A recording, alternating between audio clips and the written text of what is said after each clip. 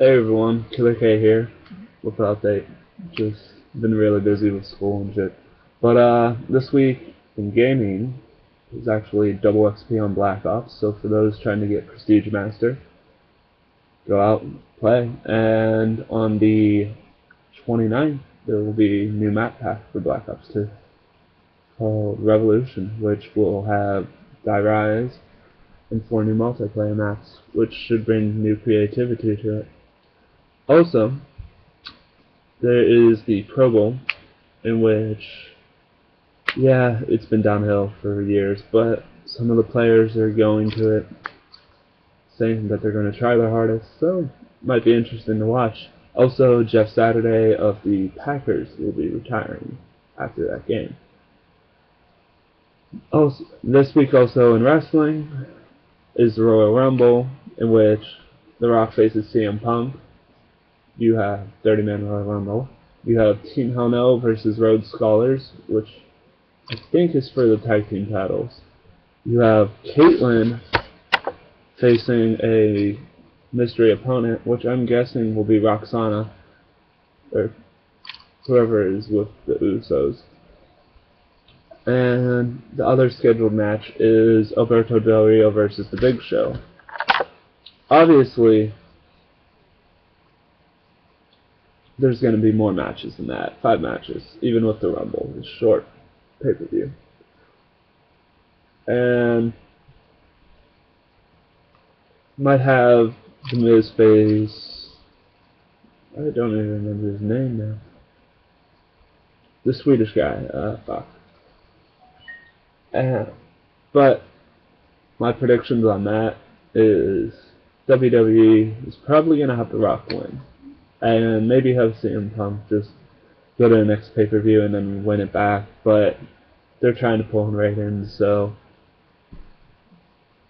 With Alberto Del Rio versus The Big Show, I think Del Rio will most likely win it at first, but I have Dolph Ziggler's actually running out of time to cash in that Money in the Bank briefcase, so Royal Rumble, Road to WrestleMania starts at the Royal Rumble.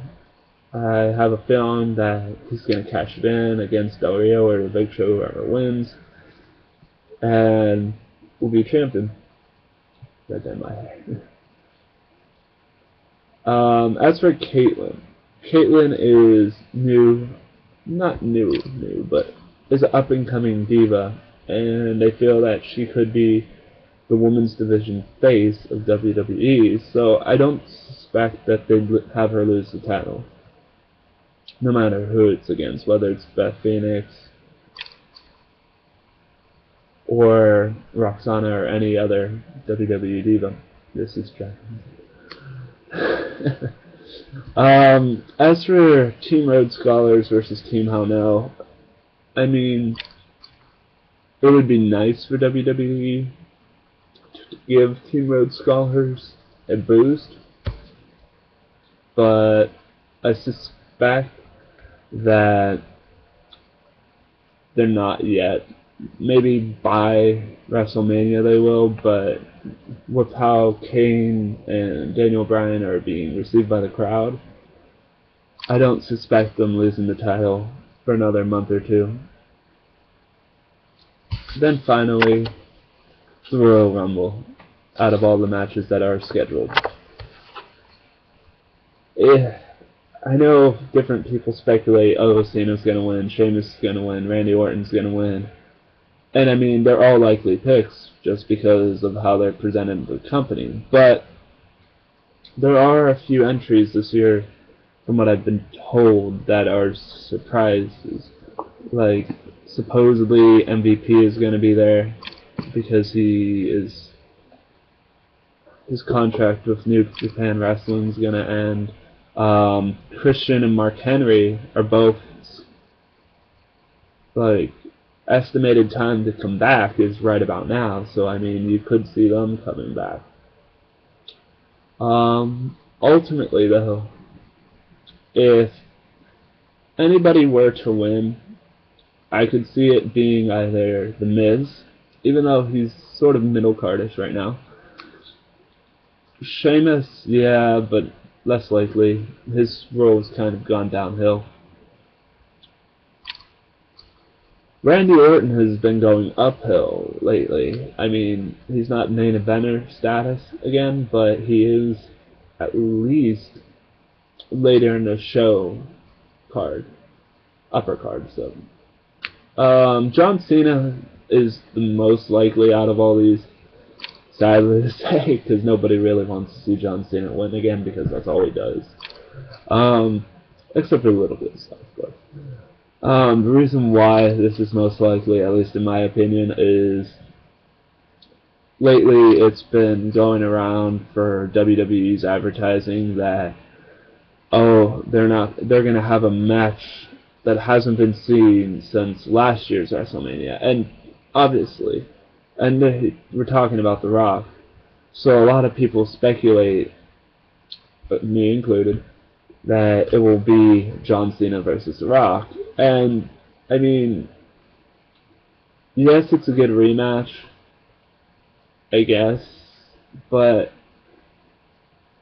certain wrestling fans are kind of getting sick of The Rock and of John Cena. More of John Cena. The Rock sort of isn't always there, but they could. As for CM Punk's WrestleMania status, it's being thrown around that he'll either face The Undertaker or Stone Cold Steve Austin or even The Rock again. I mean, The Rock is less unlikely because CM Punk's been champion for now a year or so. They need to give him a break. He's getting beat down. He had his leg injury that he had to come back from real fast instead of resting it and getting fully better. The Undertaker would be easy. If CM Punk were to win that, it would put his name in the books and it would prove him as the best in the world. I don't really see them ending the Undertaker streak this year. It's more likely next year, just because it's the 20. I think it's 22 now, or 21 now. It feels like it at least. But I don't see them making it the CM Punk that he loses to. The most likely being Steve Austin versus CM Punk is just because Steve Austin's always been a you think you're all high and mighty, let me put you down a peg kind of thing. Which would give CM Punk sort of an attitude check in WWE perspective. Which would be awesome and all. But yeah, so everything, the road to WrestleMania starts this Sunday at the Royal Rumble. Also, TNA. TNA has been sort of stepping up their game. Other than the crappy perspective with Jeff Hardy where they had him injured by aces and eights just because he couldn't travel to the UK due to his drug felony or misdemeanor or whatever it is. It felt like a crappy opt-out. But ultimately, I like what they're doing with all aces and eights. They're giving some of the older wrestlers a heel type of face so that they can teach some of the younger wrestlers. It's just a good storyline. As for Bobby Roode and Austin Aries versus Hernandez and Chavo Guerrero, it's nice seeing Bobby Roode actually be able to get somewhat tactical. And it was just an overall good match with Hernandez. As for RVD and Austin York versus... Oh, fuck, what are those two? See, that's how unimpressed I was by those two. I mean, yeah, they're good tactical wrestlers, and they're awesome to see just in the ring, but to be honest, in a year or so, if they don't make a bigger impact than they are right now, they're just going to fall by the wayside. Go back to Ring of Honor, or IWC, or whatever it is. They need to be more memorable. It's like, so I see why Rob Van Dam is working with them. The whole effing show, obviously. But yeah, and the Pro Bowl. Pro Bowl. I already mentioned the Pro Bowl, but I mean, it's looking like Peyton Manning will be the starter for the AFC as quarterback, and Drew Brees will be the starter for the NFC, and then Aaron Foster as running back and Adrian Peterson. So that's going to be two relatively good running back cores and QB cores. And, I mean, compared to the years past, I'll be more excited for this one. As for the Super Bowl the week after, I'm disappointed my team, the Patriots, aren't in it. But, I mean, you can't have them go every year. They're still a good team. But with the Ravens versus the 49ers, the Harbaugh Super Bowl, it's weird feeling to have to pick between the two because both are great defensive teams. Everyone knows that. But the question is Colin Kaepernick going to be able to do what he normally does, or are they going to have to resort to Alex Smith?